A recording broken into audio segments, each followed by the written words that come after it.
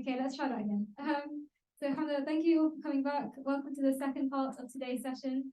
Before we kick things off with the panel, I'd just like to briefly interrupt our proceedings today to talk to you about something that's really important. And inshallah, I won't take up too much of your time. I know you're going to get a lot of fundraisers that happen over the course of Ramadan, so hopefully, inshallah, this won't take too long. But we're here today, and we have been working at the Muslim Researchers Network for quite some time now to, inshallah, build a thriving body of Muslim researchers in academia. We believe that there's so much potential in the Muslim Ummah, and there's so much we need to do in order to develop ourselves, to build networks, to build capabilities amongst our community, and to really, inshallah, showcase the potential and showcase the ingenuity of thought that we have as an Ummah. And we also believe that knowledge is power, and knowledge is something else that Allah has encouraged us to pursue. And we have so many exciting projects coming up this year, so many exciting projects coming up in the next 5 years that really require your support, require your help with. And so at the MRN today, what we're asking is if you can quickly pull out your phones, scan this QR code, and pledge to donate £3 a day for Ramadan towards any charity of your choosing on Launch Good.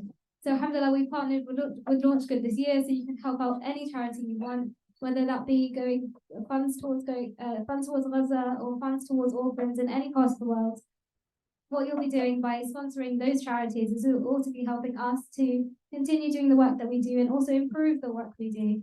And essentially, you are the work we do. You are what we are investing in, and we really want to support you all as much as we possibly can. So, as ever, we encourage your feedback, we encourage your support, we encourage your thoughts, because you will guide what we do. But we have a few exciting projects. So let me detail one or two of them before we move on. So we have the Middle Nation project that we're inshallah ta'ala working on, and we have some partnerships there. And what we're trying to do is change the discourse that is already existent regarding Islam in modern topics and modern crises. So for instance, with Palestine, the Palestinian issue, when you Google Palestine, and when ordinary people who don't really have a background within the subject, when they Google Palestine, there are so many sources that come up, so much information that comes up. But how much of that is from an Islamic perspective, or how much of that comes from Muslim scholars working in the field? That's a question that we need to ask ourselves.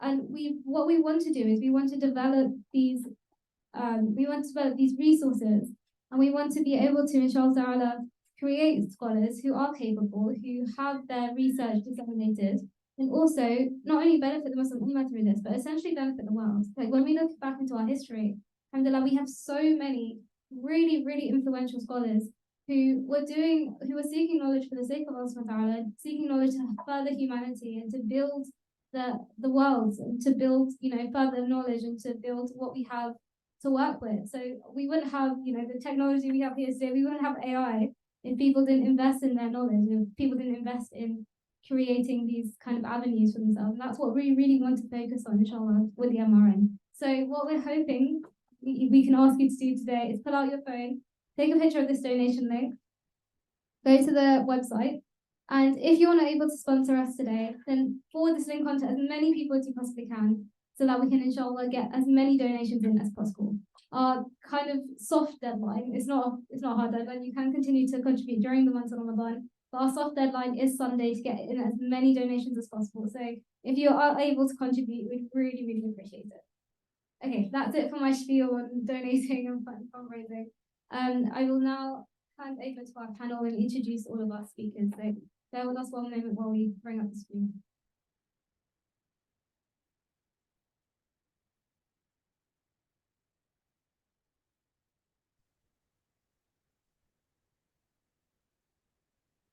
السلام عليكم ورحمة الله.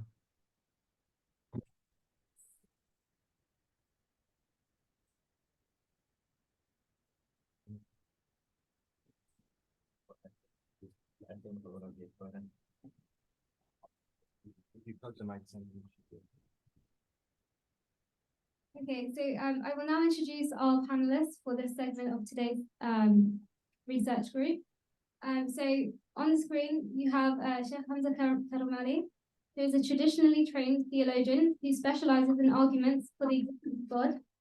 He trains imams, scholars, school teachers, chaplains, youth workers, and parents on how to use rational arguments to help Muslims come to their own realization that Islam is true. He has authored Kalam 3.0, a contemporary application of traditional Kalam arguments, which include answers to AI objections to the design argument. He has also published on traditional madrasa curriculum, design arguments and extraterrestrialism. And he has a forthcoming work on Islamic logic in the language of modern philosophy. And alhamdulillah, we've also got with us Dr. Amina Inloes, who is a lecturer in Islamic studies at the Islamic College in London. She has a PhD from the University of Exeter, focusing on Hadith studies. She's the author of Women in Shiism, Ancient Stories, Modern Theologies, and has translated books on exegesis and Islamic spirituality. Her research interests include Islam and modernity, Islam and gender, and esoteric spirituality. She has 4 books coming out on AI as well. So, Just correcting. Okay. Alhamdulillah, that's our panel, including Dr. Mohammady El-Gaby, who I will also quickly introduce, because he wasn't given an introduction beforehand. So, Mohammady is a postdoctoral neuroscientist at the University of Oxford.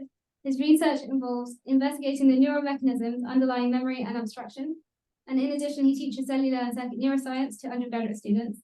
And although we heard from Dr. Boumediene Hamzi beforehand, I think it's only right that I kind of pull up his bio as well, just to kind of give you a brief intro into the background of Boumediene before we continue.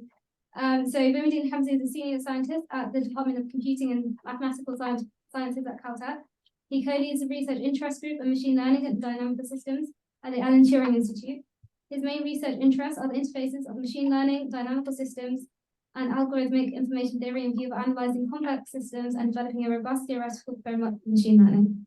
Okay, so that's our panel, and I'll hand it over to them. Okay, thank you very much. Do you hear me? Yes. Yeah, okay. So maybe like quick questions to Dr. Inloes and Sheikh Hamza to ask them about what they have done so far on the interface of AI and Islam. Okay, shall I go first or perhaps Sheikh Hamza? Dr. Amina, you can go first, inshallah. Okay, so I've written a few articles about AI and Islam. As you can tell from my background, I am primarily approaching it from a theological, philosophical, religious perspective. I'm not a specialist in AI. I did used to be a programmer way back in the day, so that's my I might have a bit of technical expertise, but I know the field has progressed way beyond where it was when I left it. So I don't want to make any claims to expertise where it's not there. My primary approach has been more on the theological issues. So if I had to summarize in 30 seconds-ish or less what the main themes I've come up with. First of all, one thing I've noticed is that a lot of the dialogue on artificial intelligence and theology, or just artificial intelligence in general, in the popular media in the English-speaking world, so what we see in English, primarily is relating to a couple of religious/cultural paradigms, which lead to a sort of fear of artificial intelligence. If I can coin a phrase I heard today, that its tentacles are grabbing us and reaching out to us. There's a sense that there's something big and scary coming that's going to be a giant threat, which is not entirely unjustified. We would all agree that there are potential risks in what might be developed with respect to artificial intelligence. Well, we obviously don't have to think very far to come up with that. And there are things that are happening presently that are not good, for lack of a more eloquent word. So I get that. But there is this broader narrative of fear that is surrounding it, which I don't think necessarily comes up when we look at it from a purely Islamic perspective. And that's because even if we want to say the West is secular or multicultural, there are a couple underlying theological fears or theologically based fears that come both from Christianity and the ancient Greek heritage. And these were identified far more before myself and before my time. So they're not my ideas.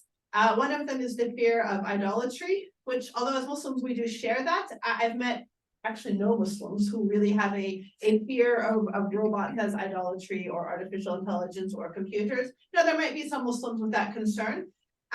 But there is a deeply entrenched cultural viewpoint in basically Christianate cultures that this will somehow lead to evil and destruction. And we see it a lot in science fiction, fantasy, gaming, especially, that this idea of creating beings will somehow lead to evil and gloom. You know, so that's one cultural idea that's coming out in the mass media. I'm not necessarily talking about but even then, it certainly does appear in specialist theological writings.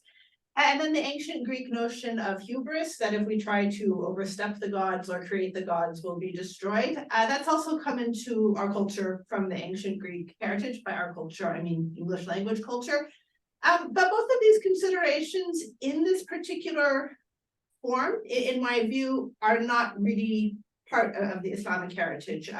Although we've received many things from the ancient Greek philosophical tradition, hubris as an evil to be feared, in my view, does not seem to have percolated into our religious culture. And we tend to separate science and shirk, if you will. So most Muslims will treat artificial intelligence or robotics more as technology or science, and not actually as trying to create ancient gods. Now, that's an interesting discussion in of itself. But those seem to be the underlying roots of some of this very strong fear-based narrative that we are seeing in the English-speaking world. And I would add in my 30-second response that there is something else in the United States in particular, and although only the United States is only one country, it is you know, culturally influential. And that is the US has a tendency towards mass panics, if you will. There's a cultural trend to always have an enemy and to, if you will, a little bit blow it out of proportion. I mean, I don't want to be facetious.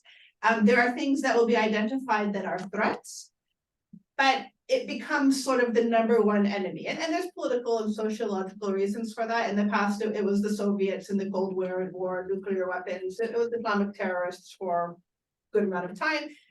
It might be moving towards artificial intelligence. So while there are real things to fear, there's also a sort of social, cultural, or political phenomenon that breeds a narrative of fear. And because of the cultural influence of the United States, that also can be extended to the rest of the world. So I've noticed there is this strong narrative of fear, which seems to have these roots, whereas these things don't necessarily emerge natively from the Islamic tradition. And instead, I would very briefly place artificial intelligence and debates about it to some degree similar to debates over theology and extraterrestrial life. You know, is it theologically threatening? Does it affect our belief? Does it affect the religion?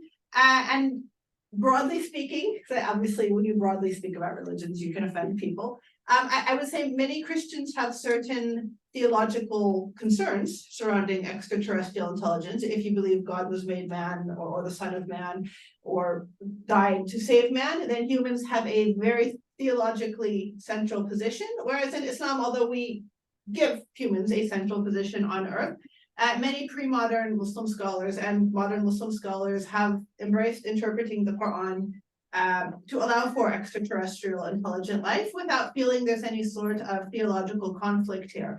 So in my view, that's concordant because you can eventually, in my view, treat artificial intelligences as another sort of being with some sort of intellect. So there seems to be scope in Islam, both in the past and in the present, to allow for other beings without threatening our position or our faith. But of course, I do understand there is a diversity of views, and these are some of my views, which are more or less distributed across the articles that should be emerging soon, inshallah. Now it's Sheikh Hamza. Thank you. Assalamu alaikum wa rahmatullah, everybody. I wish I was there with you in the UK. Inshallah, in a future visit. My background, I do have expertise in the area. So I have a bachelor's and master's in computer engineering from the University of Toronto. So I'm very familiar with algorithms, digital hardware. I have work experience in both areas too. I did research in compilers. Artificial intelligence was just emerging when I graduated. I had a professor at the University of Toronto. He was a pioneer at that time they called it wearable computing. So yes, I actually used to go down the hallways of U of T, looking like a cyborg, and his students who took his courses, they very quickly looked like that too. So that's my university background. My religious background is I'm traditionally trained. My teachers are from places like Al-Azhar and the Levant, and I've studied Islamic sciences. I have a particular interest and specialization in the science of Kalam. The science of Kalam, it's not well understood in our times. Its goal is the scholars of Kalam, they define Kalam as علم يقتدر به على إثبات العقائد الدينية عن أدلتها اليقينية, which means that it's a science through which you can prove that Islam is true using clear rational proofs. So traditionally they articulated these arguments, but they were articulated in a different philosophical context, in a Neoplatonic context vis-a-vis people like Avicenna. So my work has been to take that tradition and articulate it, take Avicennan philosophy out of it, and articulate it in the language of modern science, using terms like atoms and molecules and mass, energy, space-time. I've done work in the Kalam cosmological argument, which has involved a lot of math as well. Set theory comes in interestingly into the arguments for the existence of God. And I've published in design arguments. I'm working on an article on evolution. Evolution is related, very closely related. Evolution and extraterrestrials, I've published in that area too, very closely related to transhumanism, because all of them, they have a underlying theory of human nature. So which is very different from what we find in the Quran and Sunnah. The idea of a human being having evolutionary ancestry, and then transhumanism being basically the completion of human beings 2.0, like the completion of the evolutionary process by the interference of human agency through their ability to use the powers of nature and the mind. I've worked with neuroscientists on this as well, my work is generally in the field. So I do publish academically, but I work with parents and I work with imams. So I try to use these arguments to explain to the average person. And so I see the effects of artificial intelligence and how it's affecting Muslims, the way that they think. I get questions. So it shows up in arguments for the existence of God, for example. So arguments from design arguments, they normally infer some kind of intelligent agency from the design that you see in the universe. A very common question now, particularly amongst university students, is that, well, what about AI? And AI has agency. AI has agency and it produces all of this design, but it's not alive. It doesn't have knowledge. It doesn't have power. And this is also related to the way that they conceive of the human being. So generally, people are now conceiving of human beings as robots. They're conceiving of human beings as neurons that are firing, and we're doing all of these things. And so the line has been blurred. It affects design arguments, but it also affects our understanding of who we are. And I think there's two areas to consider. I'll stop here, inshallah, and then Boumediene can, inshallah, we can have a conversation. But there's two, broadly speaking, theologically, there's two areas. There's one area which is God, and reasoning to God and who God is, where AI comes in, where I found comes in. And then the other area is what is a human being, and who are we? And I was taking notes on Dr. Boumediene's presentation, and inshallah, I hope to kind of engage on these issues of definition of human beings and a God-centered definition or a humanistic centered definition. I have a little bit of a different perspective. I'm I've also produced a couple of videos on Palestine, and so I'm the perspective of humanism, I think, is I have a different take on what humanism is, but we can inshallah explore that as we discuss. Okay, Mohammady, same question. So, so I'm a neuroscientist, so I study the brain. If you like, I study natural intelligence as opposed to artificial intelligence. So how do our brains generate what we think of as intelligent behavior?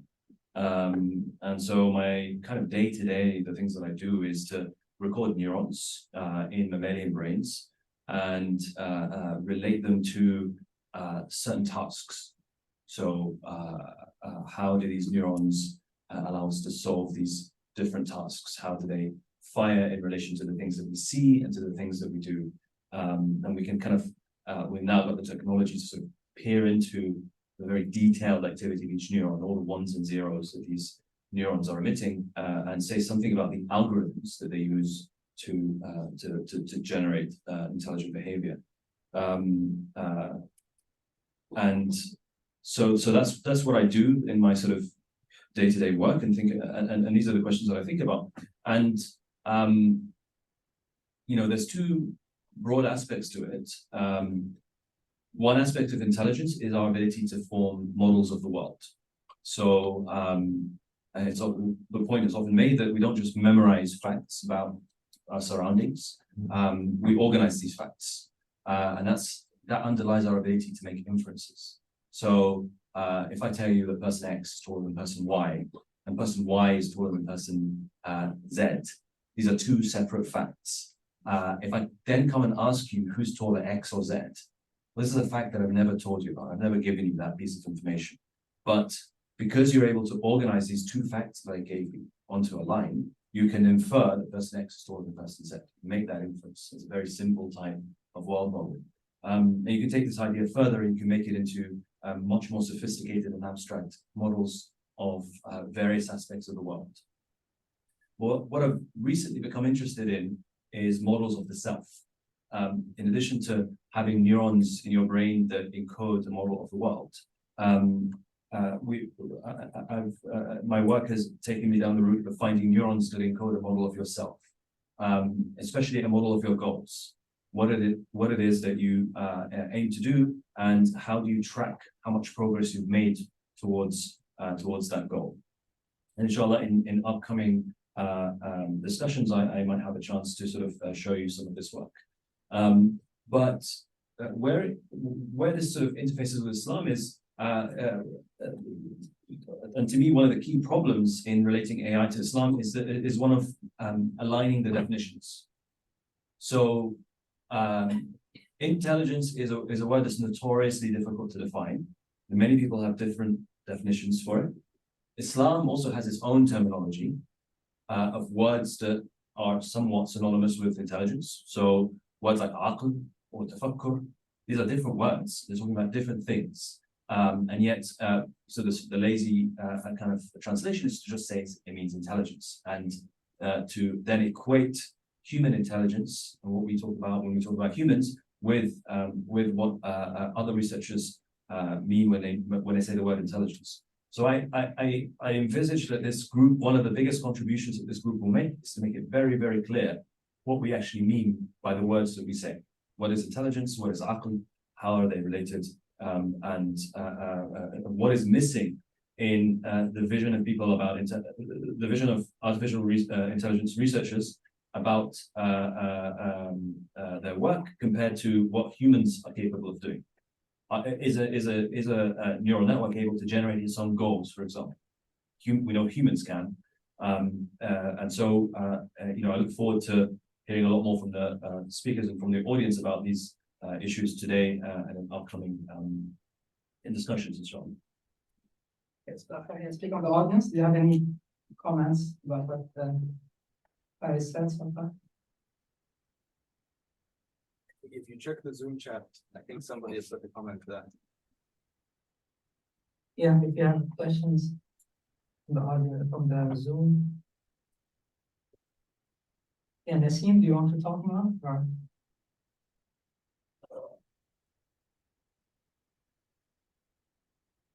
Sorry, Assalamu alaikum. I just wanted to simply remind people, and I think it was a comment was made about, I guess, intelligence out there. And so I've read this ayat, and I'm just thinking, well, that's a clear pointer, if there is any. Wallahu alam. Thanks. Okay, great. Other questions or comments? Yeah, okay, maybe we can just ask the general question, which is the definition in Islamic philosophy of humans being speaking rational animals. Now we are having speaking rational non-animals. How do you think that this will affect Islamic theology?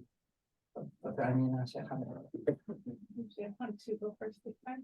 Yeah, okay, Sheikh Hamza, do you want to answer this question? Can you repeat the question, please? Yeah, the question is that, yeah, in Islamic philosophy, we define human beings as speaking rational animals.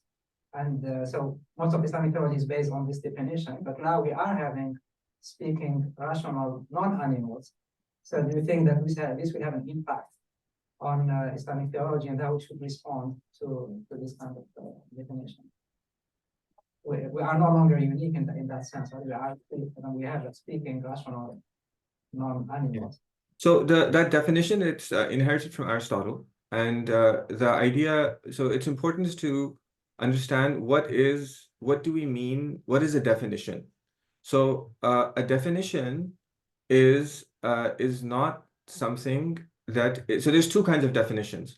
One of the effects of modern math and computer science is that this is when you take the mathematization of logic, the modern mathematization of logic, what it's done is it has given this idea that definitions can be stipulated. Definitions are stipulative. So mathematicians will, logicians, they'll study logical systems, mathematical systems, given a set of stipulated axioms and relationships between operators and what kind of properties that system can have. So what's one of the effects of this in artificial intelligence is part of the whole mix. One of the effects of this is that we when we're involved in these things, we come to look at human beings. The way that we approach this question is we say, how should humans be stipulatively defined? So so maybe somebody will say, well, in Islam, human beings are defined stipulatively as this, and now and Aristotle defined them stipulatively as rational animals, and now we have artificial intelligence, which is a human being, and so let's stipulatively change the definition of a human being. And so I think that's the wrong way to go about it, because in traditional Islamic theology, it's based on perceptions of reality. So there's certain real things in the world that we perceive and we understand them. So Allah subhanahu wa ta'ala, He taught Adam the names of all things. And that means that Sayyidina Adam, and we inherited it from him, he could look at the world and understand what things are. So we understand what what the world is, and science is, there's big debate on this and what details, but it's we're trying to understand what the world is and how it works, and so and science is not stipulative, it's empirical. You discover things about the world. And so similarly, human beings, what is a human being? A human being, it's I need to, in order to define a human being, I need to perceive what a human being is. And so so Islamically, but also philosophically, we would say that we know what a human being is. How do I know what a human being is? Because I'm a human being. I know what I am, So the way that we define things is through observation or inference. And the definition of what a human being is, it comes through a kind of observation that philosophers, they call introspection, which means that you observe yourself. You observe yourself. So I observe myself, and I observe certain things. I observe my hunger, I observe my pleasure, I observe my pain, and I observe who I am and what I am. And who I am and what I am is not going to change with the appearance of artificial intelligence, because it's not a stipulative definition. It is a perception of reality. So what is a human being? What is a human being? So a human being, Allah subhanahu wa ta'ala, He made human beings. And so a human being is when I look around, classically, we said that human beings are a kind of animal. And so what's an animal? Right? What's an animal? An animal, so we inherited this from Aristotle, and Muslim scholars, they used it, they thought it was an accurate definition. An animal is the mutakallimun, they would say, logicians, they would say it's mutaharrikun bil irada, which means that it's something that moves with free will. So if you have something that can choose to go here and choose to go here, and it moves about, you have an insect going here and there, and it's not like leaf blowing in the wind, then we call that an animal. So that's what an animal is. So animal is mutaharrikun bil irada. An animal is something that moves through a will, through a free will. Now, if we look at all of the animals that we can observe in the universe, the only animal that moves with an irada and has a aql, has a mind, through which it can actually understand what things are and do the things that we do, is the human being. And so that's where this definition comes from. I look at all the animals, I'm like the animals. I say, like, I have the same DNA, and the whole point of evolution is that I'm an animal, So I am an animal. So now the question is, artificial intelligence comes along. Should I reevaluate who I am, or should I keep this evaluation and evaluate artificial intelligence to see what it is? And the rational thing to do is to keep who I am and then see, okay, what is this artificial intelligence thing that's appearing? I believe that in our analysis, artificial intelligence would not be mutaharrikun bil irada. Artificial intelligence would not be something that moves through free will. Artificial intelligence, it has functional resemblance to human beings. That's the Turing test, right? So if you can't tell the difference outward, if a human being can't tell the difference between something that is that a human being and a computer, then we will judge it to be intelligent. So that's a functional definition of intelligence. But and this goes back to the what was just said, like what do we mean? What do we mean by human beings when we say human beings are intelligent? We don't mean the outward phenomenon of behaving like something that has something like a human being, but it has to do with consciousness. It has to do with perception.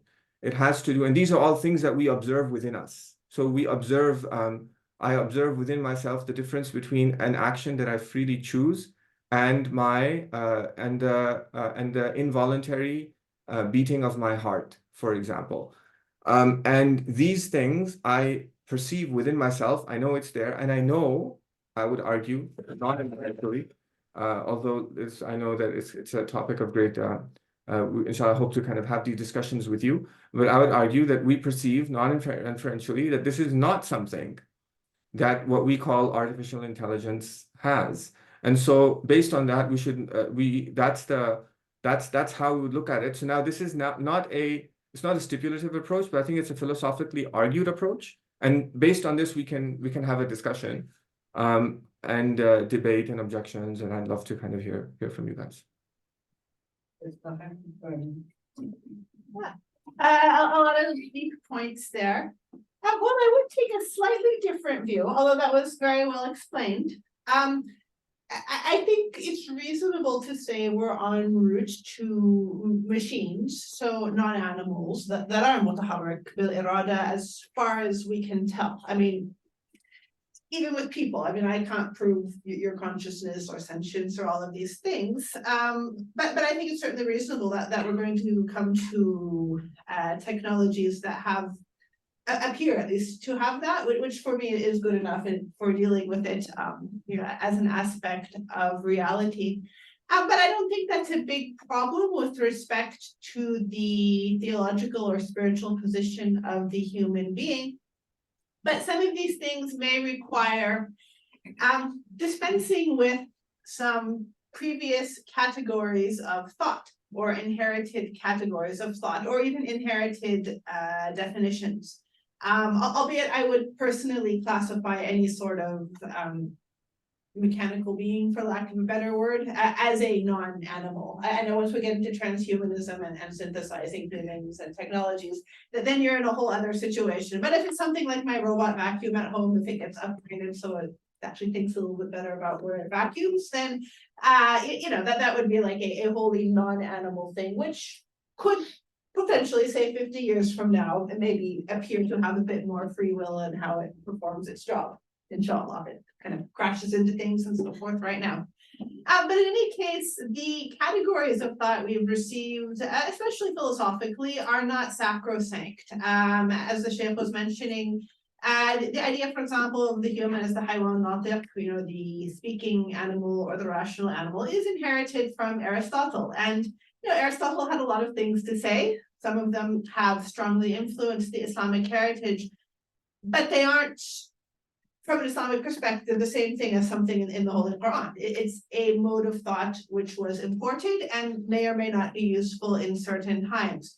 And I do think that if we do see further developments in artificial intelligence, there are certain ways of thinking that primarily derive from Aristotle that have been Islamicized, or other ideas that have also been sort of core paradigms of seeing in the world in the Islamic philosophical tradition, which has also affected theological thinking. That we're going to have to say, well, this doesn't quite work anymore because we have something that doesn't fit. I mean, just to take another example from Aristotle that we probably take for granted, the idea of dividing things into minerals, vegetables, plants, and humans.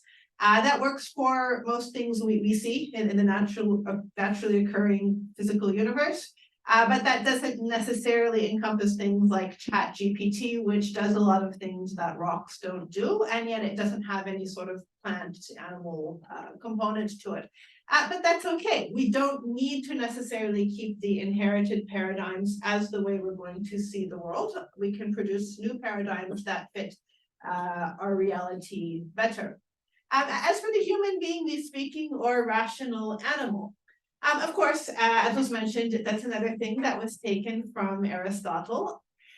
Unfortunately, the corollary of that, as many of us may know, is that classically, I'm not saying this is my view, but classically men were the epitome of that and women were a little bit less rational. So, this has led a little bit to a lowering of the status of women in a sort of theoretical perspective among some people who felt we had deficient intellects, like Aristotle, for example. In any case, this is an idea that we've received, but it certainly is not the only way of defining the human being. And I think that if we have further developments in artificial intelligence, or if we were to discover highly intelligent space aliens, there's probably two things that are going to happen. One, some people will not change their way of thinking no matter what, because people tend to be somewhat resistant to change, and you can show them 20 million new things and they're just going to keep thinking what they think because it's what they think and what they've always thought. So fair enough, that's them.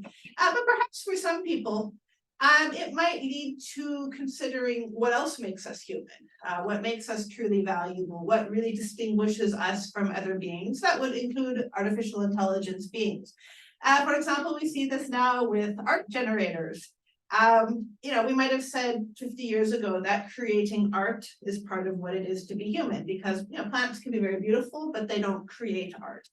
But now we see that I'm trying to think of the best general word. Digital entities can produce art, which can be quite striking, even if you say it's a composite of human art or whatever, but it is still making art. So what is it that is the essence of art? What is it that makes the art good art? What is it that gives art feeling? What is it that a human lends to art that a machine or digital entity will not lend to art? So similarly, we could look and see what is it that makes us special as human beings beyond the analytical and calculational and data-based ways of knowing. What is it that makes us human beyond humans as being advanced robots, if you will.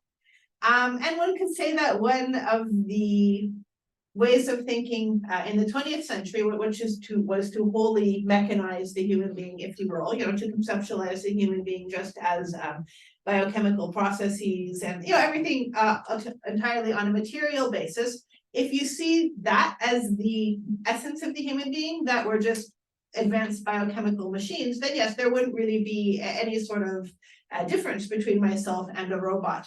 But if you take it from a broader theological perspective, which virtually every culture in existence has and largely still does, that there are spiritual aspects of the human being, including the soul or other things, which give life to the robotic aspect of the human being, then there is clearly something that still distinguishes us from robots, if you will.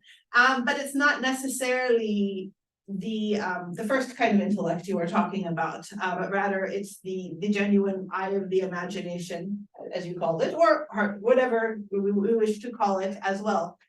Now, I'd like to think ideally, although this might be over idealization, that also if we do have things, and quite frankly, ChatGPT is doing a fairly good job of it, that seem like they can out-intellect us in just the sheer knowledge processing aspect of our existence, maybe we might start to value those traits that machines can't do as well. Things like nurturing. We know machines are unlikely to have babies in the sense of like birth. And while I'm sure a lot of people will try to make, artificial intelligence things that can be nannies and so forth, we tend to feel that probably the nurturing, child raising is something best done by humans because, usually you need to have some sort of, good emotional intelligence, sympathy, and so forth. So that's something that's very human. Generally catering to people emotionally in a genuine fashion is something that we can only do ourselves right now. I understand there's bots that can replicate that. But that is something that is very human. Certain aspects of the performance arts are still much better done by humans. So what are these things that humans do better that machines really can't do or excel at? They will excel at certain things, but not others. And to celebrating different aspects of the human experience. And one thing I have noticed is that many of these things that machines can't do right now have been classically treated as feminine, such as nurturing, empathizing, caring. And maybe this might actually lead to appreciating things that have been sort of steamrolled over in the push towards rationalism and idealizing that, as a sort of masculine thing. I'm not sure if everyone's going to get there, but I think that is a potential trajectory of thought when we look at, basically what do developments in artificial intelligence mean for us. Yeah.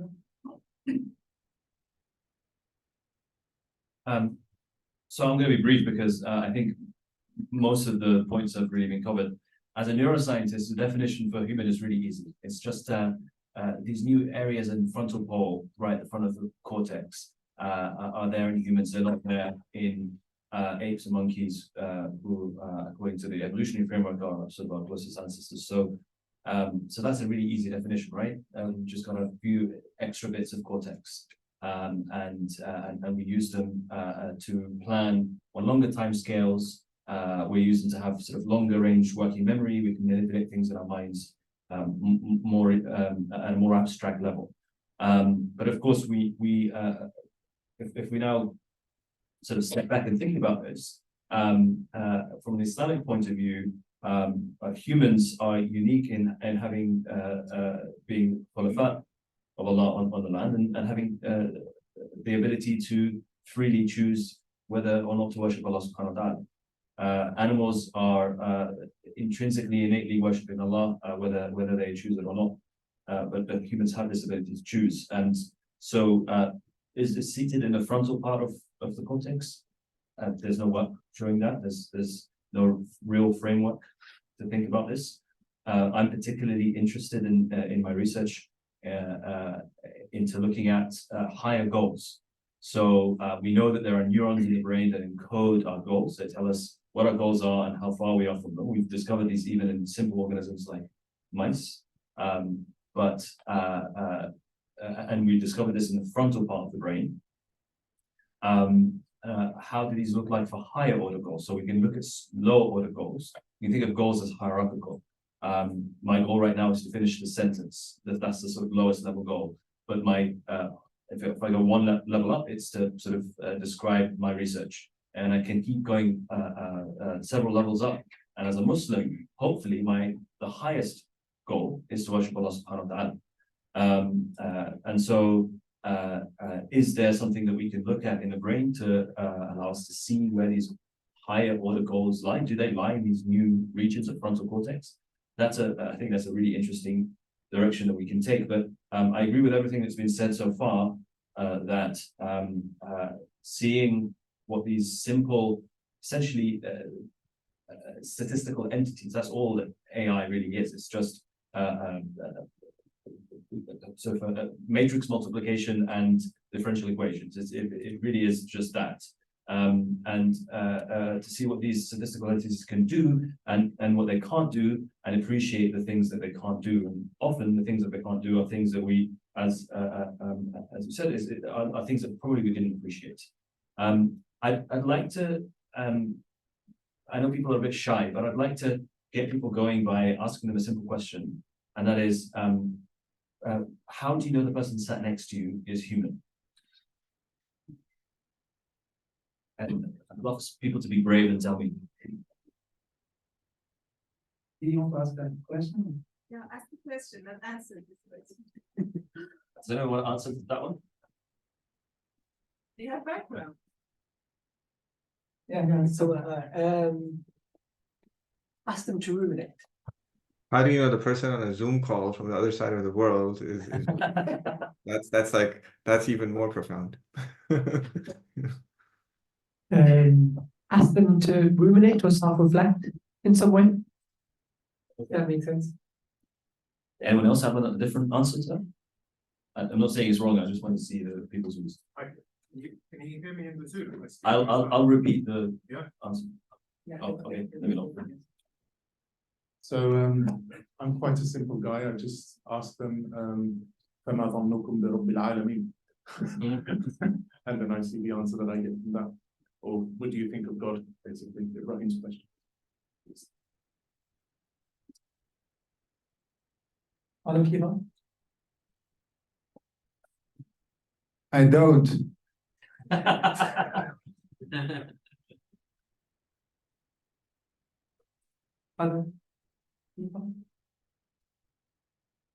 How about the appearance? Yeah, so someone's saying appearance. Okay, I mean, it's interesting. There's a diversity of different, Possible. So basically, I'm assuming that someone is human because of their appearance. Assuming in the future I'm sitting next to somebody, and the purpose of the question is to figure out whether this is indeed a human, Bani Adam, or something other than that. So I want to interact with this being in such a way that I can get an answer, I can garner an answer which gives me a clue to that. Do I need to do that? Or to what end do I need to do that? Shouldn't I just assume their humanity and conduct myself in a way? So I really am trying to figure out what's the future use, future purpose of the question. Sure. Yeah. So there's many implications of this question. The reason I ask it is, eventually we're going to. I mean, not eventually. Already, we're being tricked by AI into various AIs have passed the Turing test, which is a test to see if human observers can distinguish whether the person talking to them is human or computer program. And many computer programs can easily pass this test. We can easily fall into thinking something that's talking to us is human, but it's not. And I guess that has implications for Islamic law, for example. If an AI sort of does a mistake, is it now culpable? Can an AI be considered in the same legal framework as a human?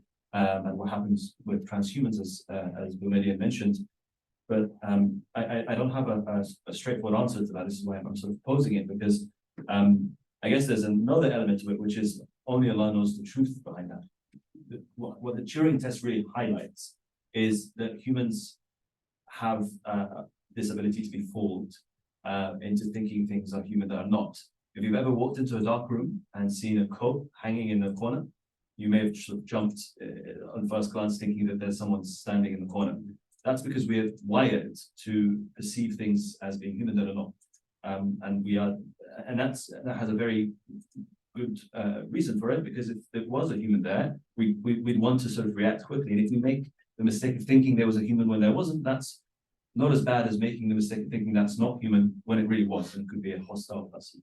So the point is, our reason is and our intellects are limited, and so we will eventually get to the point where we can't distinguish between humans and non-humans, and that raises all kinds of ethical and moral implications. But of course, the ultimate decider is Allah subhanahu wa ta'ala, and Allah subhanahu wa ta'ala knows who is human and who isn't.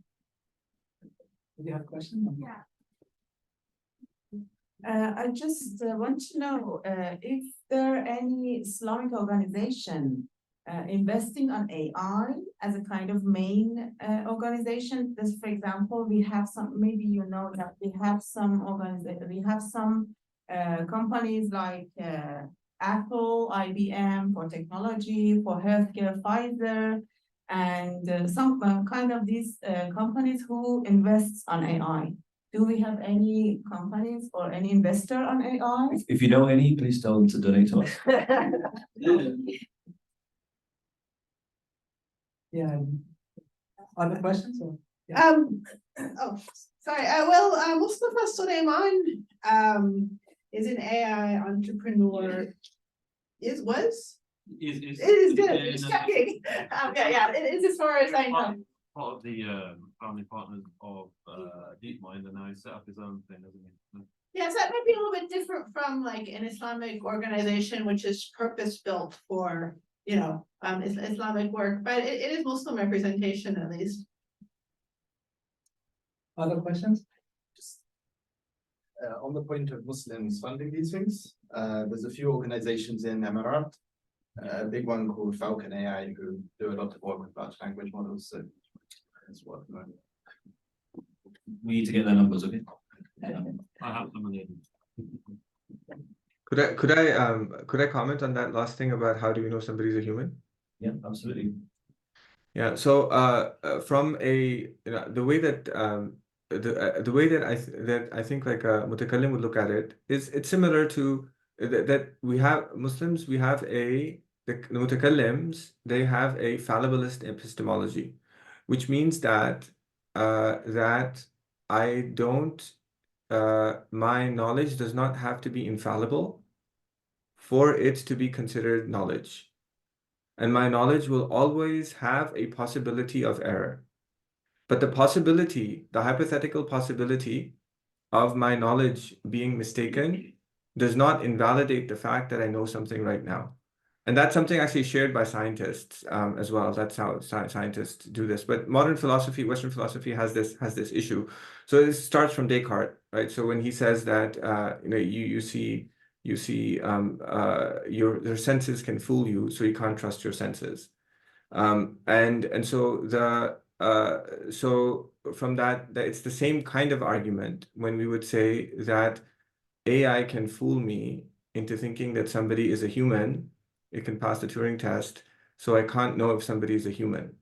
So just the way that so if you were to ask me, how do I know that you guys are human or somebody necessarily, I would say that, well, it's just you look like a human being, and every person who I've met to look like a human being and does these basic things, I've seen them to be a human being, and so I assume they're a human being. But is it possible that I could be fooled right now and you're actually a robot? It's possible, and if that's the case, then I will discover later that I'm mistaken. But as technology progresses and the robots proliferate, then before I can determine whether or not the person sitting beside me is a human or not, I need to have something else, like I don't know, some kind of magnet or something that sees that it sticks to him or doesn't. And that's how I will. I just wanted to kind of just throw that out there as something to think about. Inshallah. Yes, thank you. and not really a question, but a comment or another view. Starting back from the Quran, Allah subhanahu wa ta'ala said or states that, I don't remember the ayah by heart, but لا تعلمون شيئا, which means we know nothing from the beginning. But at the same time, in Surah Al-Baqarah, Allah subhanahu wa ta'ala says, وَعَلَّمَ آدَمَ الْأَسْمَاءَ كُلَّهَا, which means we know nothing from the beginning, right? But then, with the knowledge given by Allah to Adam, we have started learning. What does mean learning on Allama? It's not only the way of conveying that information, but for me, it's the possibility to store the information. And animals cannot store information.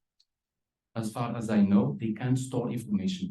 While we can store information, one thing, and we have a sort of, I think Allah says nothing about this, we can learn from this knowledge. We have a sort of inference.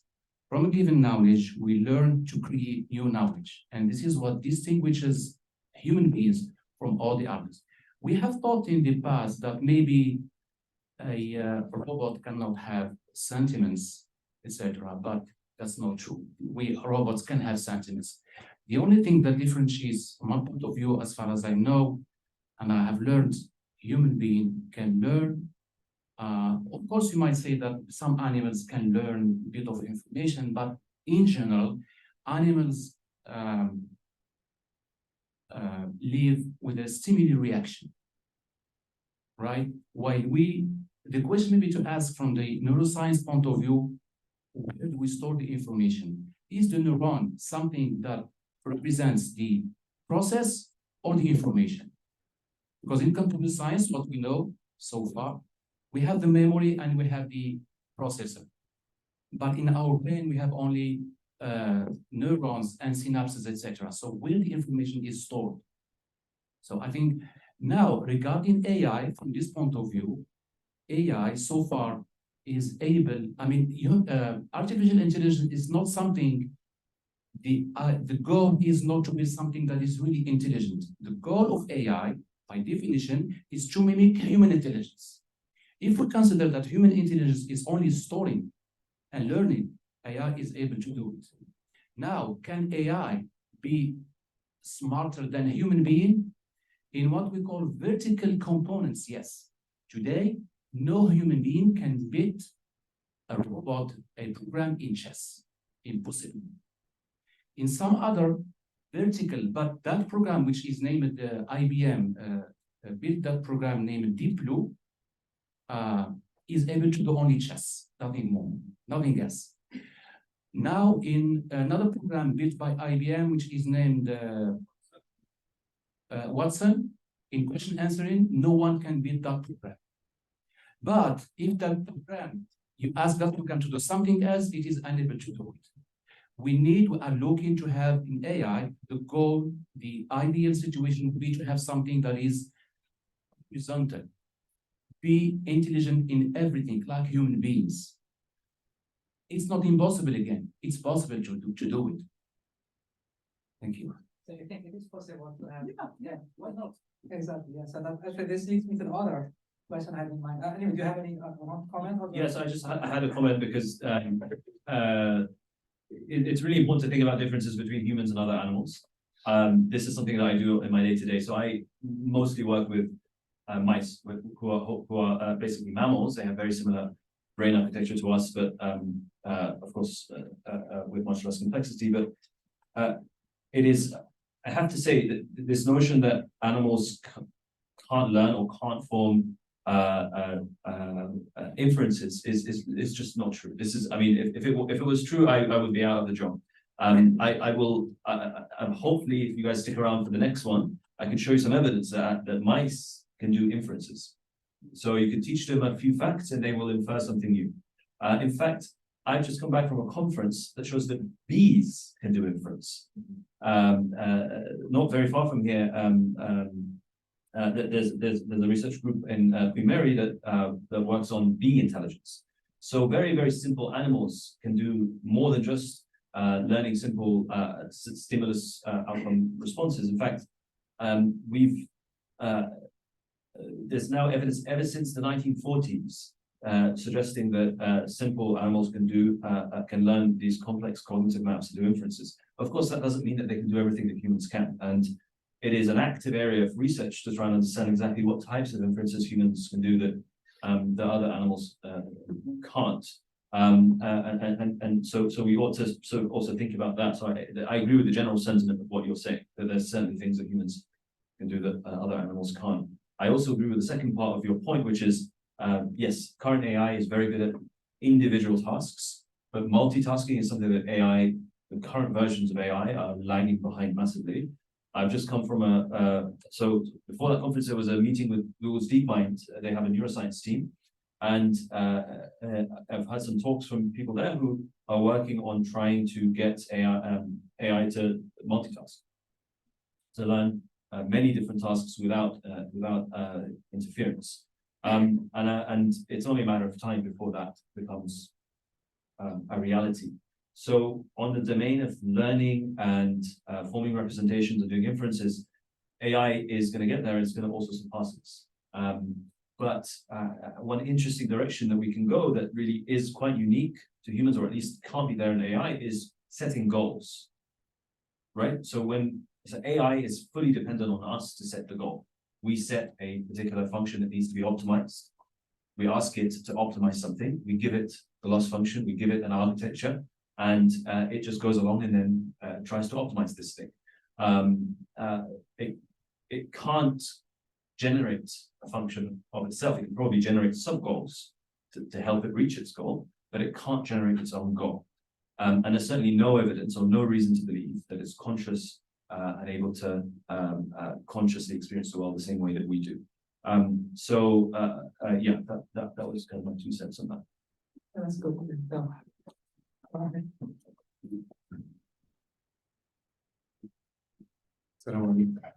You hit on an interesting point there, and I was alluding to it earlier with my simple question of because what I meant by that, and I think what Ibrahim meant by that, is when you're asking a human being what do they worship, or what is their ultimate goal, to go back to your goal analogy there.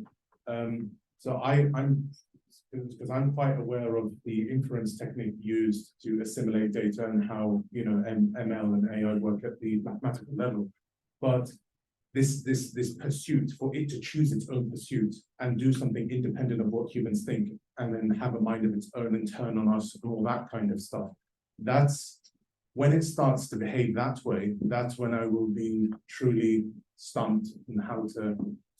That's when I won't be able to distinguish it from a human being. And if it can do higher level or higher order thinking or philosophy, or something that completely is outside the scope of human thinking, by that time when we realize it can do that, it's probably too late to stop it. That's when I will be worried. But for me, what is unique to human beings is exactly what you said, the goal setting. But I would put that under the, and I'm not a mutakallim or anything, I'm not a specialist in this, but I would put that under the umbrella of, if I'm pursuing God, as in, but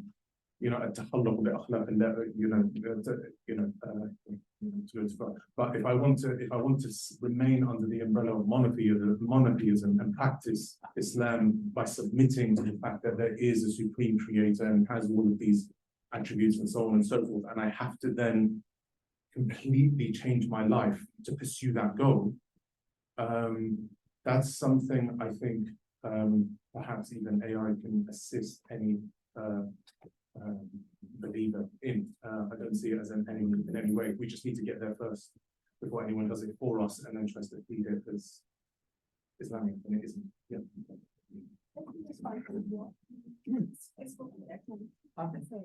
As you said, I mean, regarding what you said, is it okay if we say the most dangerous thing about AI is let him decide for humans the most dangerous things?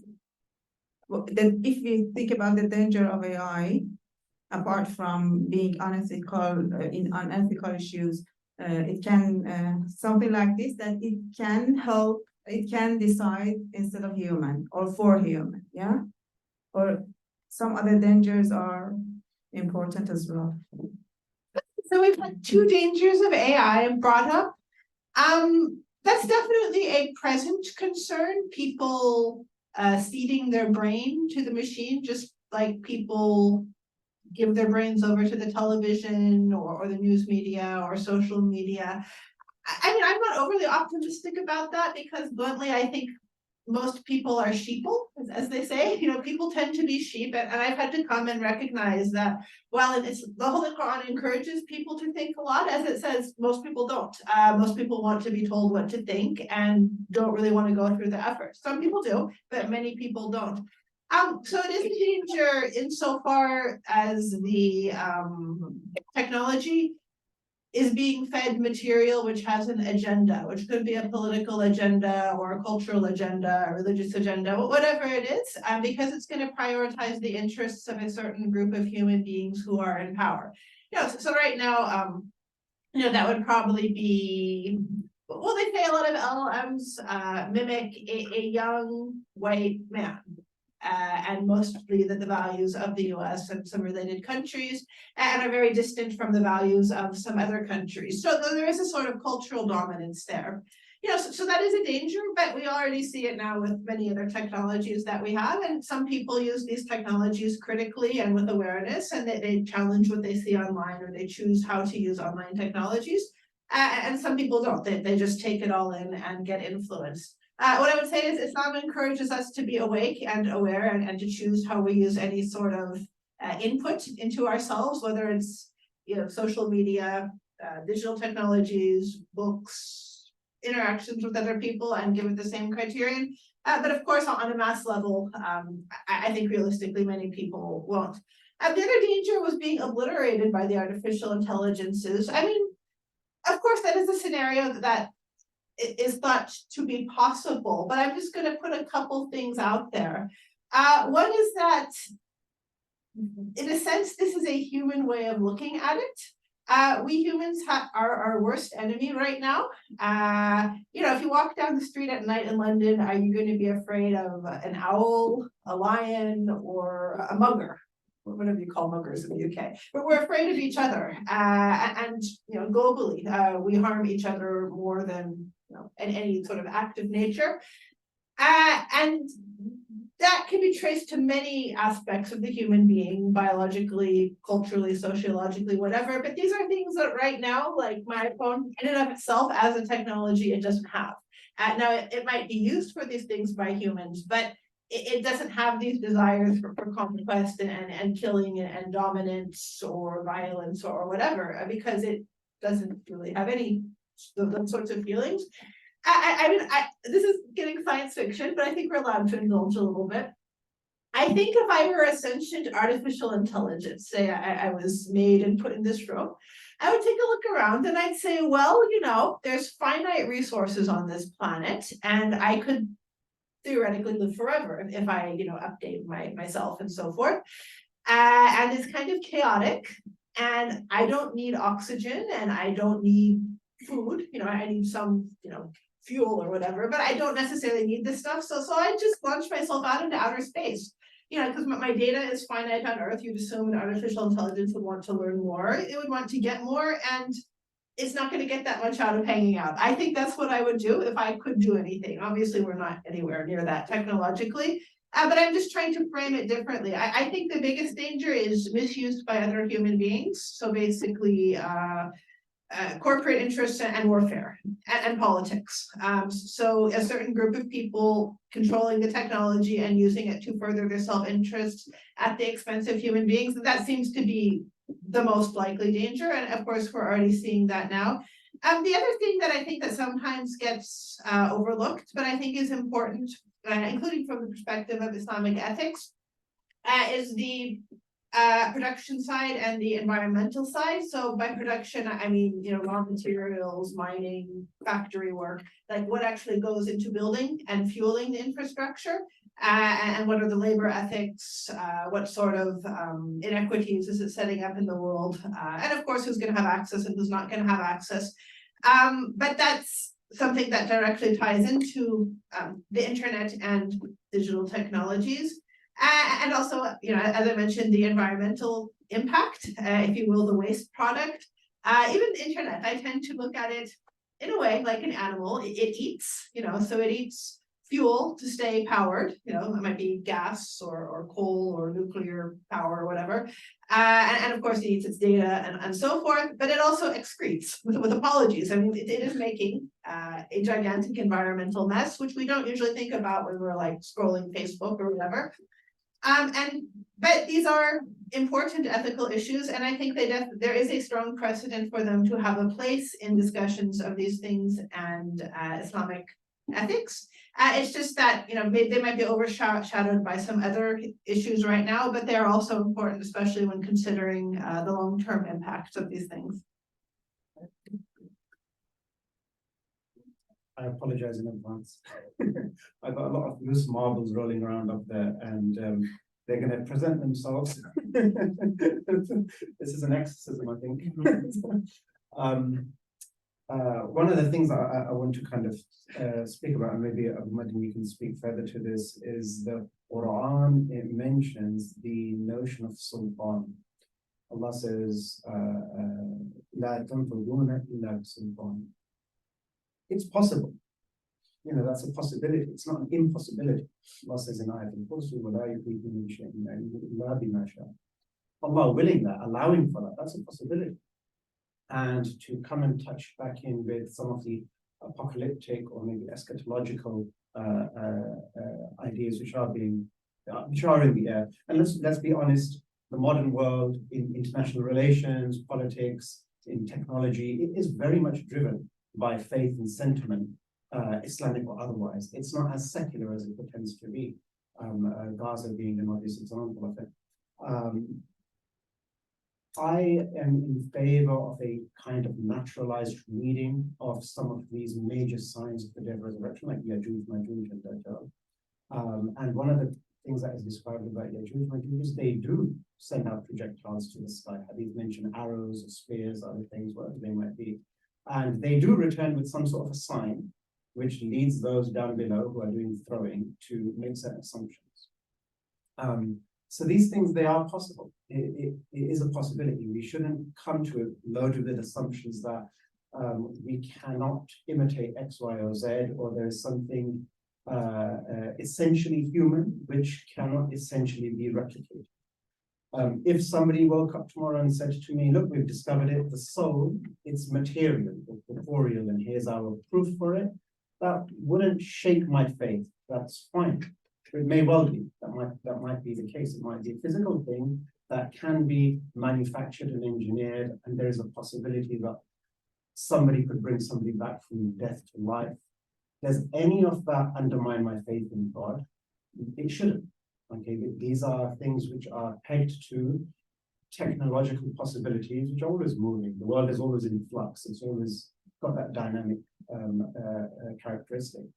So when we're talking about some of these things, I think I'm just trying to be a bit honest and putting some of my thoughts out there, which I think are in the back of my mind and how I do approach some of these things, and maybe some of you share the same kind of position as well. And it is, so like, there was something you mentioned in terms of neurology, that other animals can't do what humans do. Now, I know as far as we see ourselves in our teleological purpose as a Khalifa on the earth, that we have a certain position in a type of hierarchy in the divine project of the creation. We have a certain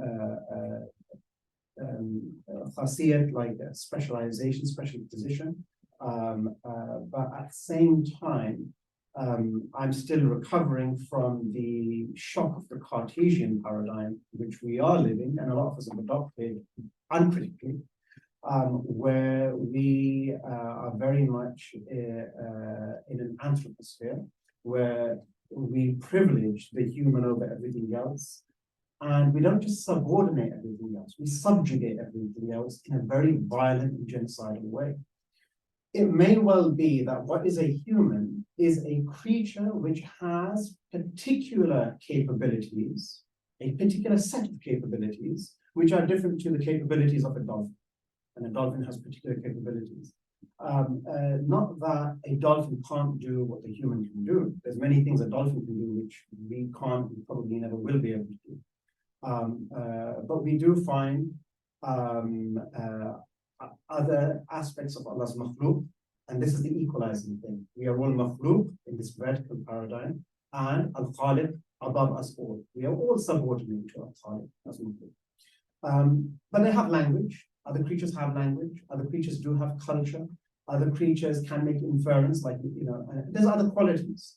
So if we essentialize humans with having these things and other things don't have these things, we end up following that same post-enlightenment thinking, which led to a hierarchy of humanness. That's what it's led to, where some have stronger qualities of culture or civilization or humanity, and others have lesser humanity. And we get stuck somewhere, and we're going to end up at the end of a road we don't necessarily want to walk down. So I hand it over to you. Okay, so you want to comment? I'm very brief because I'd like to get the shares on this, but yeah, I completely agree with everything that you've said. And I mean, Islamically, we think of humans as being, it's possible that a human can be greater than or less than the rest of animal kind. Like you can become less than an animal if you are disobedient to Allah subhanahu wa ta'ala. And vice versa, if you are obedient to Allah, if you're worshipping Allah, then you're doing this out of your free will, given the option that you might not be able to do it. That ennobles you, that puts you at a higher level. And so there's nothing essentially superior about a human compared to other animals. I think that's an important discussion that we ought to flesh out, because in a sense, AI is sort of you can view it as a parallel intelligence that is different from humans and animals. Animals can multitask in a way that AI can't. So there's some viewpoint that if AI gets to the point that it can mimic the capabilities of a mouse, then the leap from mouse to human is actually going to be relatively trivial compared to the leap between current AI and mouse. So yeah, I mean, these are all points that we should aim to sort of flesh out, and maybe in some of the subgroups as this thing progresses. But I'd like to hear the Sheikh's view on this. Yeah, I have a paper I published recently on extraterrestrial life, and I argued that I gave that it's theologically possible for aliens to exist, but if they exist, they're less special than human beings. So you can it's just for reference if you want to read some of the reasoning there. But I think that there's just to respond to the comment made in the audience. So I'd love to kind of discuss this further as well. I wish I was there.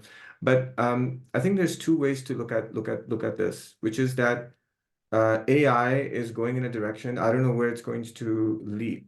I don't know where it's going to go, but it's possible for it to go in a way that conflicts with my religious belief or doesn't. And so how will I deal with it if that happens? That's like one way to kind of look at it. I think another way to look at it, which is the way I look at it, is that AI can go in many different ways. And I have religious knowledge that tells me where it can go and where it cannot go. And even though God can do anything, God can create anything, he can realize any possibility.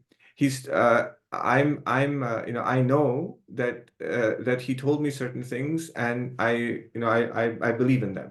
One of these things is that when Allah subhanahu wa ta'ala, when he speaks to us in the Quran, the assumption is that he's speaking to me, he's making me responsible. So I'm understanding what he's making me responsible to do. So when he tells me to, for example, be kind to your neighbor or be good to your parents, I understand what a parent is, I understand what a neighbor is, I understand what kindness is. And if these things were not understood, then revelation would be meaningless. It would be meaningless for me to be Muslim. And a fundamental aspect of the Quran is that it talks to human beings. And it assumes that we know what a human being is. right? And so when Allah subhanahu wa ta'ala says that we didn't create, وَمَا خَلَقْتُ الْجِنَّ وَالْإِنسَ إِلَّا لِيَعْبُدُونَ, I didn't create human beings or jinn except to worship me. The assumption is that I know what a human being is. And the Prophet ﷺ knew what a human being is. And there's this understanding of a human being that's kind of come down.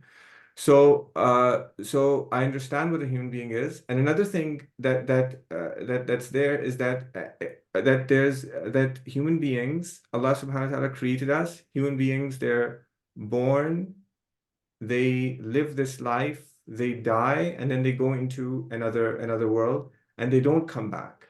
So there's verses in the Quran where people will wish to come back and they won't be able to come back. The Prophet ﷺ said that when somebody dies, when the son of Adam dies, all of his good deeds come to an end except for three, which means that you can't come back and do something else. And now in order for this to be possible, in order for a human being to die and his body to disintegrate, and for him to still be a human being and go into the next world and then be resurrected and all of those things, the human being needs to be something that is more than just the body that I study, that a doctor studies. And that's why the soul is important, because the soul is the thing, it's that aspect of the human being that survives death. And death is the separation of the body and the soul. And this is also mentioned in the Quran and the Sunnah. So this idea of of human beings going from one realm of existence into another realm of existence, into another realm of existence, having the akhirah there, like there's an afterlife, there's a judgment, there's a paradise, there's a hellfire, and that's not something that So I guess like a question to kind of put in our minds is that when Allah subhanahu wa ta'ala says that I do not create human beings and jinn except to worship me, does that, if artificial intelligence is human, then they would be included in this address. They would be responsible to God. They would have to pray, they would have to fast, they would die, they would be resurrected, there would be a soul, and they would be held accountable in the next life. And so these are all like if I come from like a theological perspective, these are all considerations that inform this my looking at this, which are in the prevailing paradigm, they're absent, because in a atheist materialist perspective, it's not there. Like the afterlife is not there and resurrection is not there, but this informs me. And so my perspective, and so it comes into my analysis of whether or not artificial intelligence is human. And the other thing is that I think that we need to be careful of is that so there's from the church and Galileo and the church making and Copernicus, right? So the Copernican revolution was about there was this idea, and it's there in the philosophy of science, like the Copernican principle, that there's nothing privileged about the human. This idea that human beings are not a privileged part of the universe. And that's a reaction to the church, which based on giving human beings a privileged place, they held that the earth is the center of the universe, and then everything unfolded and from that. And so there's an assumption in the way that science is done, is that human beings are just like everything else. There's no difference between human beings and animals, and that's it, and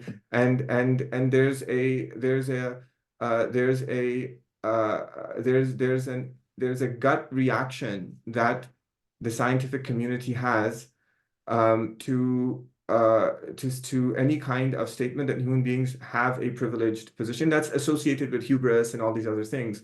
But if we read the Quran, it's true that human beings can be the lowest of the low, but Allah subhanahu wa ta'ala, He says, وَلَقَدْ كَرَّمْنَا بَنِي Adam, right? We honored the children of Adam. And then the verse continues with that we preferred him over many creatures, and there's a debate over what many means and whether they're angels or I don't want to get into that. But Allah subhanahu wa ta'ala, in the beginning of the Quran, He created human beings. He created Sayyidina Adam, and He commanded the angels to prostrate to Sayyidina Adam. And this is mentioned as a honoring of human beings. And that's why we're Bani Adam. So this idea of human beings being special, not intrinsically every single human being, but them having a moral potential that they can reach, that they have been created for, that is the purpose of their existence, is central to the theological message.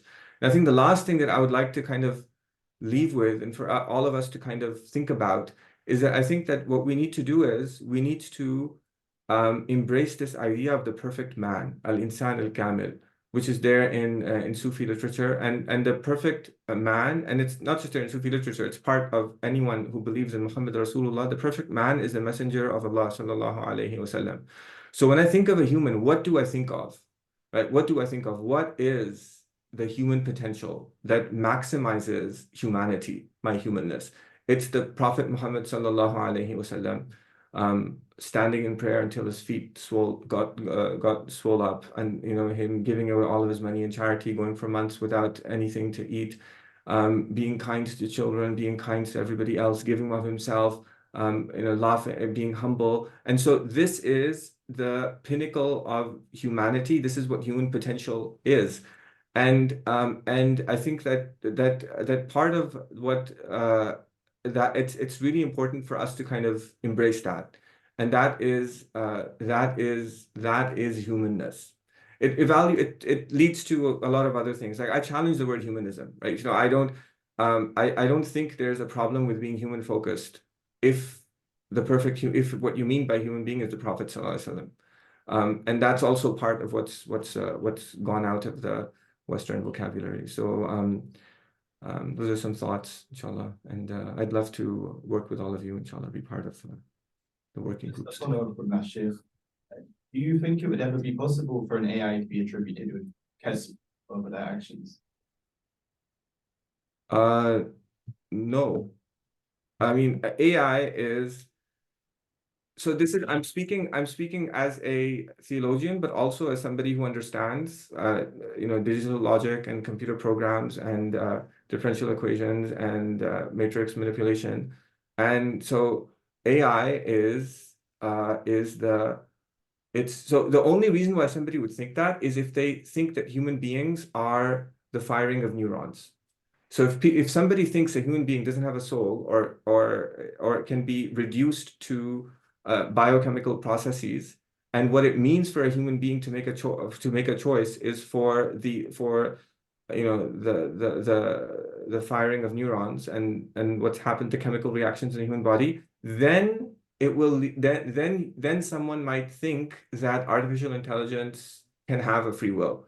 But that's not what it means for a human being to choose. And so human beings, so from a Kalam perspective, everything that a neuroscientist studies are physical phenomena that are regularly associated with free will, whose locus is the human soul.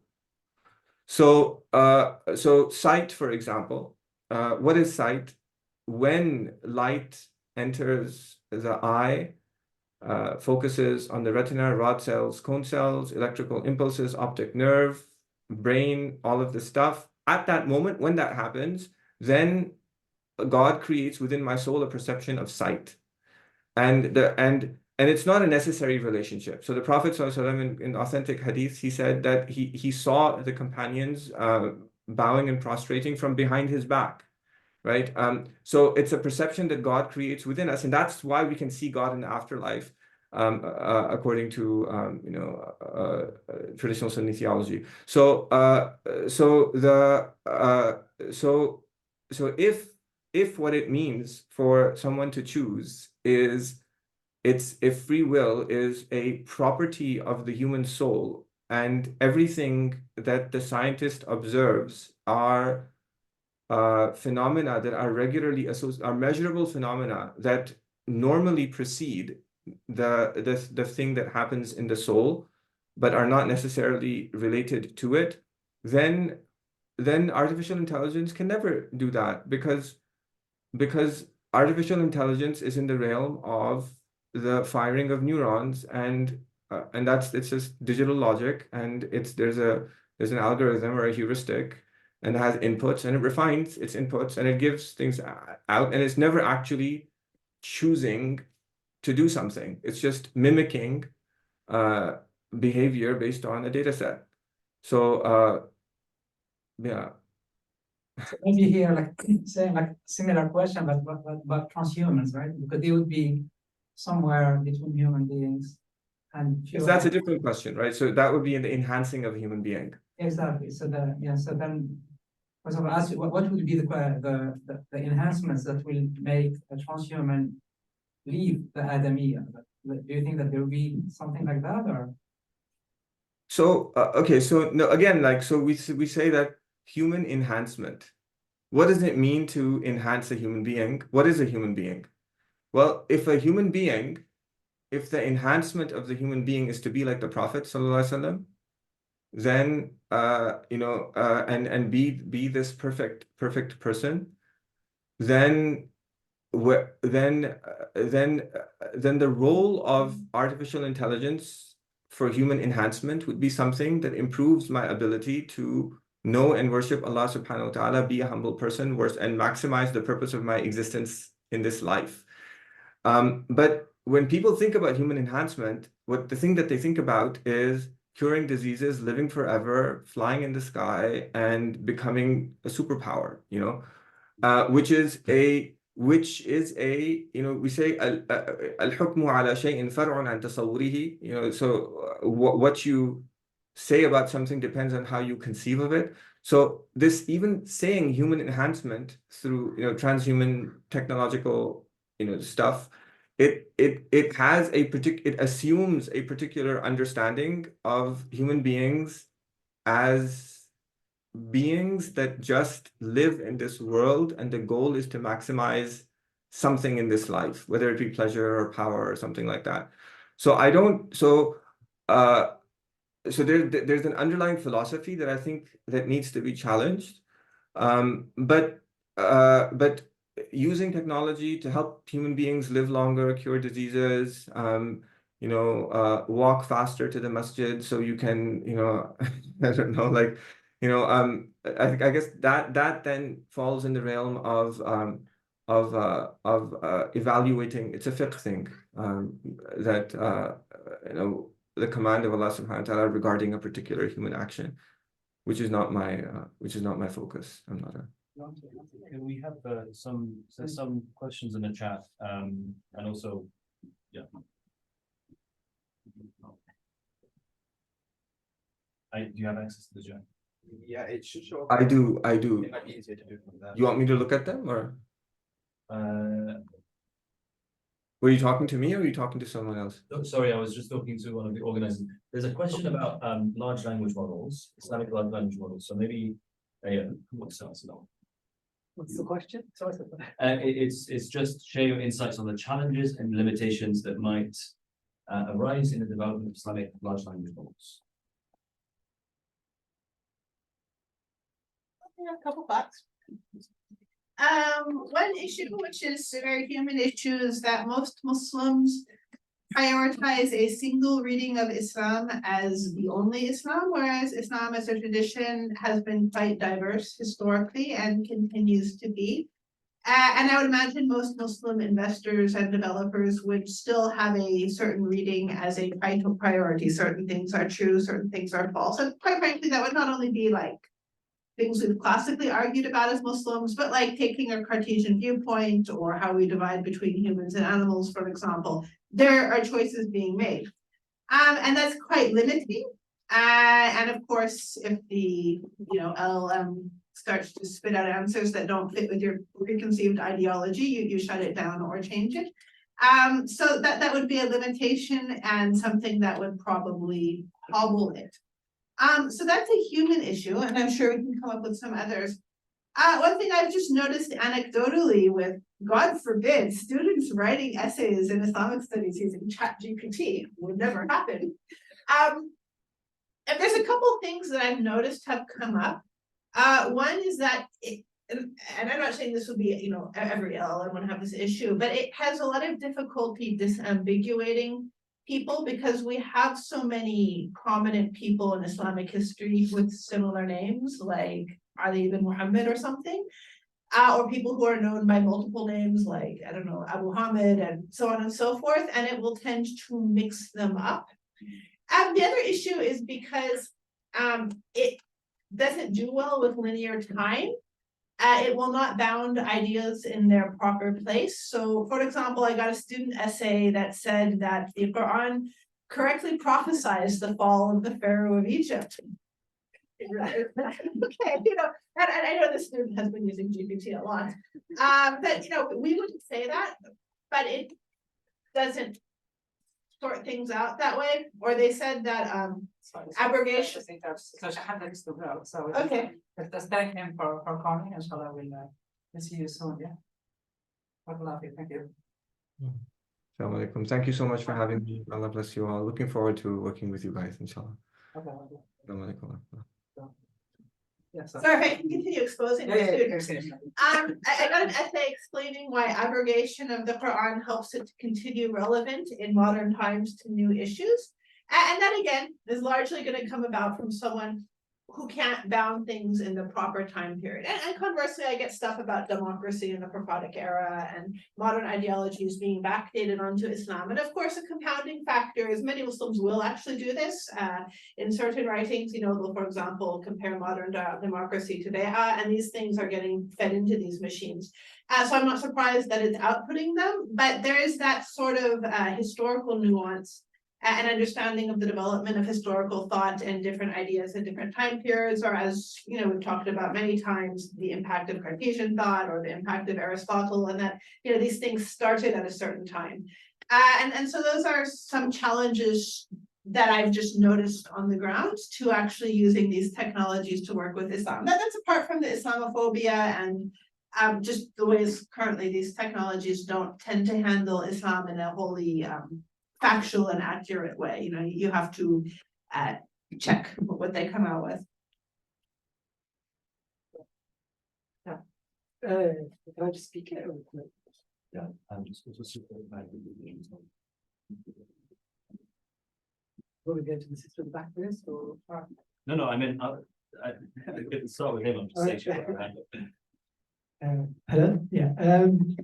Just on LLMs in general, like I think a lot of people have said here that, that it's inevitable that we're going to get some sort of intelligence or transhumanism. I don't think the inevitability is as clear as people like to make out. If we take the LLMs as a great example, right?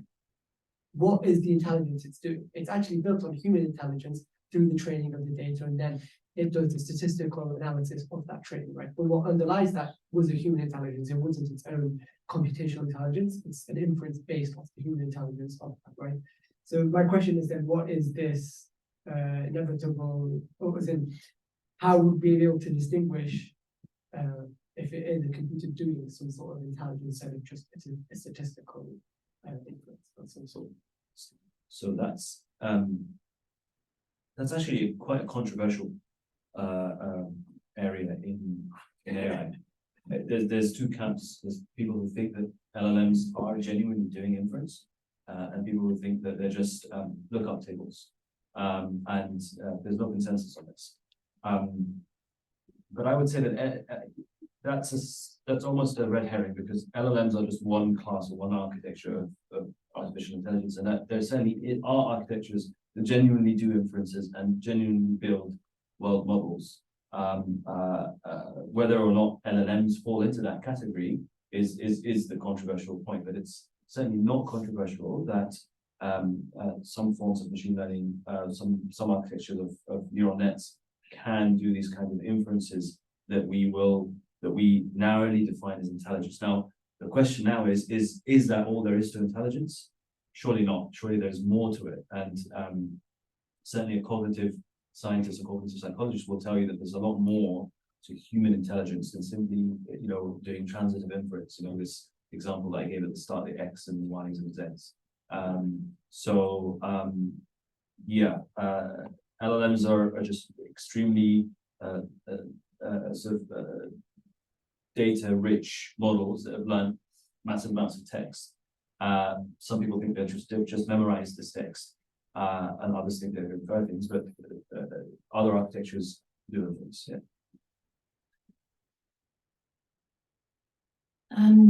First of all, thank you very much for facilitating this conference. Big thank you to the Muslim Research Network. I'm a technology lawyer, I specialize in AI and other aspects of data privacy, but more the legal side. And I sit on those panels and also as audience, and I have to say that the caliber of the discussion today is very, very high. And unfortunately, on the event that I attend in the topic, there aren't enough Muslim representation. So whoever in this room has a view in technology, AI, Islam, or ethics, I encourage you to join Western network. Get on those panels, please. We need people who look like us on those panels, so that's really important. So representation. And then as we come to the end of this presentation, I want to have your view in a spectrum between optimism and fear of AI. Where do you stand with your technology background and your Islamic background, and why? Because I've witnessed few answers from more secular audience, and I'd like to have your view on that. Where do you stand? Okay, I'll start just because I've got the mic, but I'm optimistic, but that's just my natural outlook. I think I'm just generally optimistic. I think that Muslims are perfectly aware of what we need to do. I think there's certainly a critical mass of Muslims who understand that we need to actively engage with AI. Part of the reason for setting up this group is to sort of bring this critical mass together, and we hope to continue doing that, inshallah. I think the challenge will be to steer things in the direction that we want them to go, rather than react to a direction that we perhaps don't want things to go to. There are all kinds of possible ways you can use AI, and certainly the types of AI that we're thinking about now are subject to the goals that we set for them, right? We're not at a singularity situation yet where the AI sort of generates its own goals and then sort of takes things in a completely different direction. So it really is about what we give it as a goal. Do we give it as a goal to target innocent civilians in Gaza, which is what the IDF has done? We have used AI to identify targets and essentially generate a mass killing machine to cause a genocide. Or do we use it to help humanity? And I think we need to think of our role as Muslims, not just in terms of our responsibility to our community, furthering ourselves. I think we need to also think about our responsibility to the rest of the world.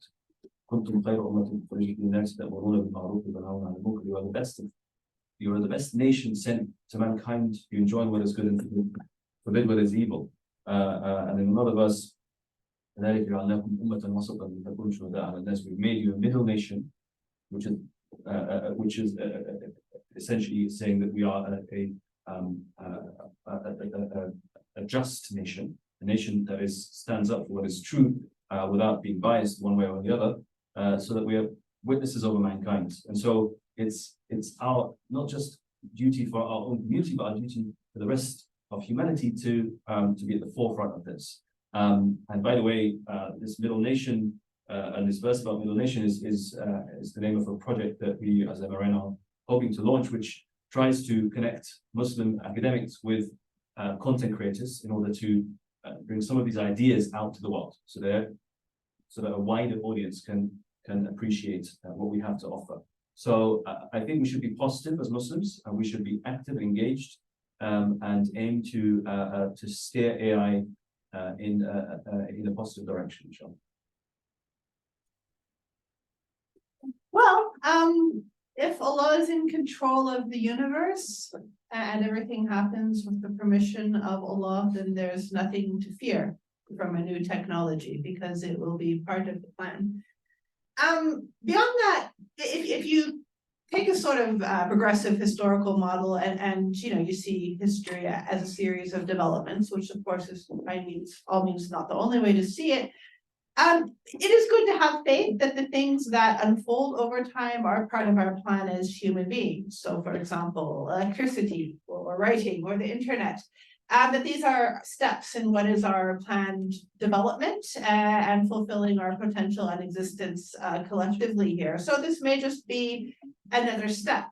Even if someone is not religiously inclined, I think also if we were to stop technology where we are right now and just try to persist as a species, we would probably just, at the very least, we would destroy modern civilizations as they exist because we aren't in a sustainable condition, and ideally developing new technologies, some of which will involve artificial intelligence directly or indirectly in the research process, could help with issues, such as the environmental issue really being number one, food production worldwide, and the other things, basically we've gotten ourselves into a mess through our technology, but we can't get out of it just by going backwards and saying we're not going to use the technology we have because we've gone too far for that. We have to keep going forward, and hopefully we might be able to find some solutions if these things are used well.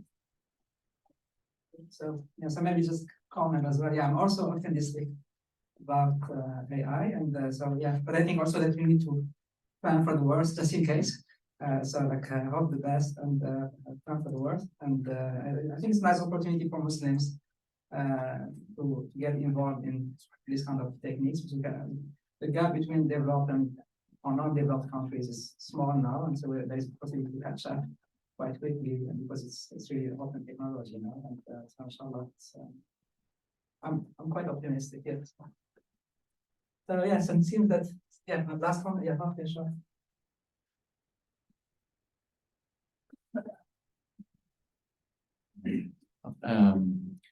Position of a something that is I consider to be a lack in the context of LLMs, question that was asked before.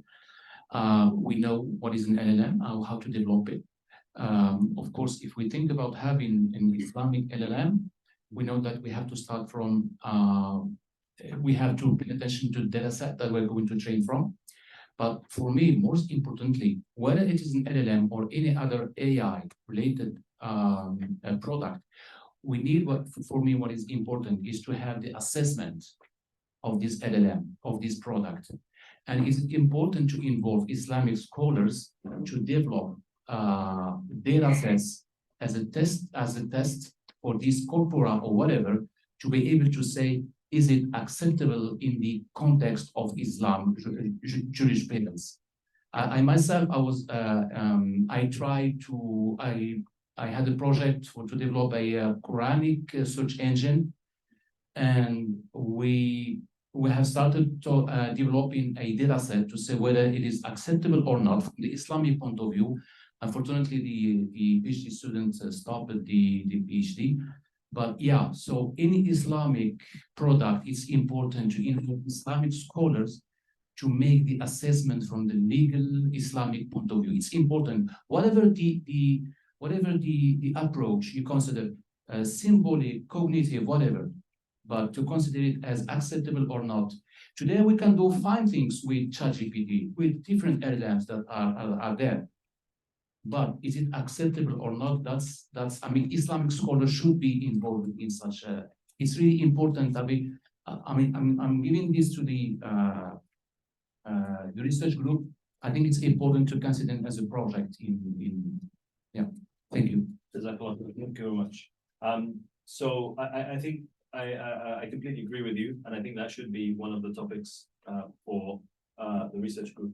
And so that sort of brings us to the end of today's meeting. I just want to very briefly close by reminding you about what this activity is and what it isn't. This is not a one-off event. Inshallah, we're hoping to have many more meetings to do this regularly.